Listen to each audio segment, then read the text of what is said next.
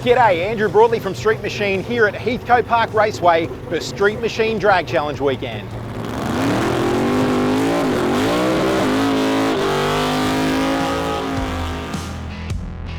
Great stories start with a tank of quality fuel. And one thing we definitely aren't short on here at Drag Challenge weekend is great stories as we search for Australia's fastest street car. Today, thanks to Mobil and 7-Eleven, we're going to meet one of our big hitters and learn about the importance of quality fuel. If you're new to Street Machine Drag Challenge weekend, let me sum it up quickly. This event is an absolute torture test for cars, drivers and crews. Our entrants will push their highly strung, high-performance street cars to the absolute limits on track.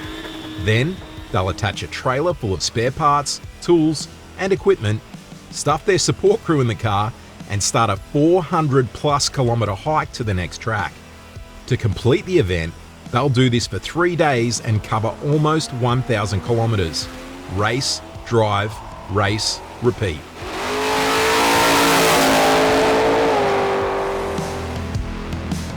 Adam Rogash, I'm from MPW Performance in Keysborough. I never do well at Mildura. Always have issues. I don't know if it's the drive here, the heat. It's just a bad omen for me today. We've pulled rockers out of cylinder heads. We've had a trans dump stick on and overheated trans. We've been up on 3 wheels in the wrong kind of way, facing a wall. We've had turbo issues.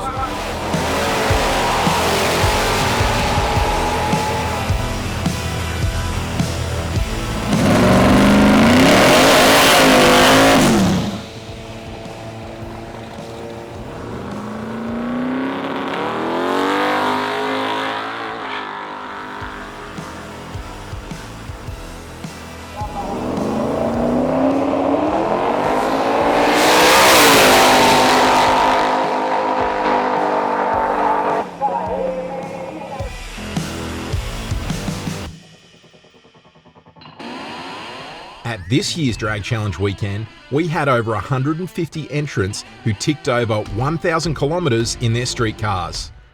Let's put that into context for a second. That's about 150,000 road kilometres. If we assume that the average entrant uses 15 litres of fuel per 100 kilometres, then our competitors consumed 22,500 litres of fuel during this event. It's fair to say that fuel is pretty important.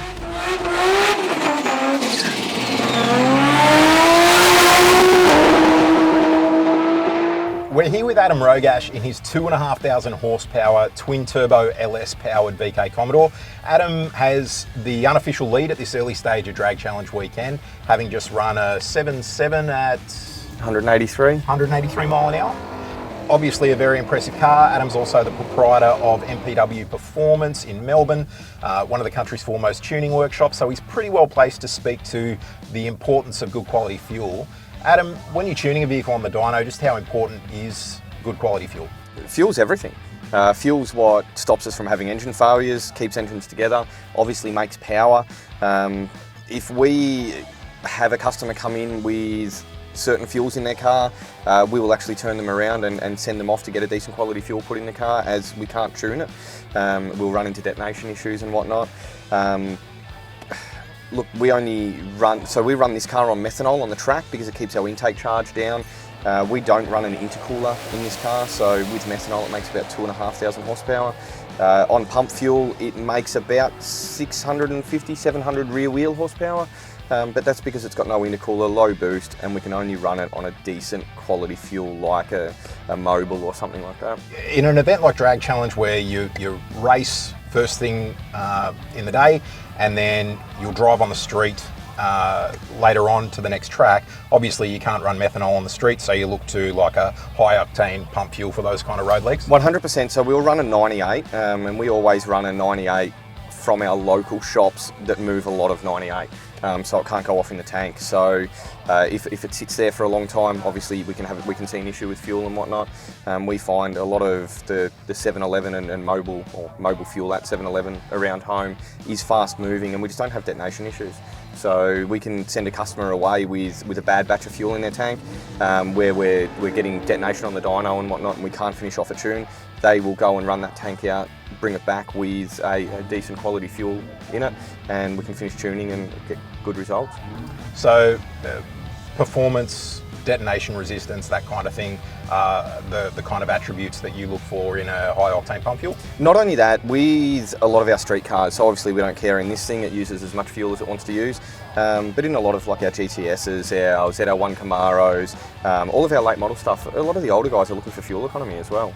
And we find a better quality pump fuel gives you a lot better fuel economy. So not only that, but cleanliness. So we'll pull a plug on something that's used good fuel its whole life, and the plugs still look good in it, intakes still look good on them, everything's really good. They don't have a whole lot of carbon in the chambers compared to a 91 off the shelf, no name brand fuel, and they're full of carbon, they foul plugs, you just have dramas with it. So as I say, a decent quality fuel is everything. Awesome, mate. Thanks so much for the chat and all the best for the rest of the event. Thanks, mate.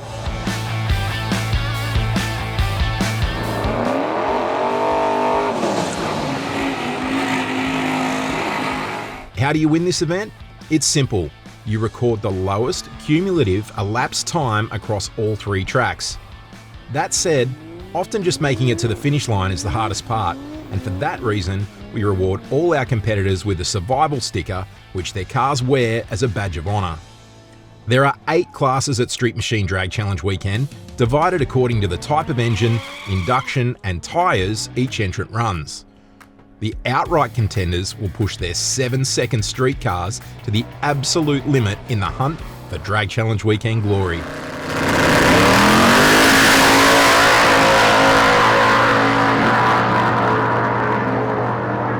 got 30 minutes left, we're just going to go down. If we can do a 5.5, which is, I don't even know why we can't get down at a 5.5, that is as soft as this car ever goes, then we retain our lead basically. If we can't get a 5.5, Darby in the Capri takes over, which is well deserved. He's definitely got that thing working well. So yeah, me being not competitive at all, he's going to keep trying until 3 o'clock.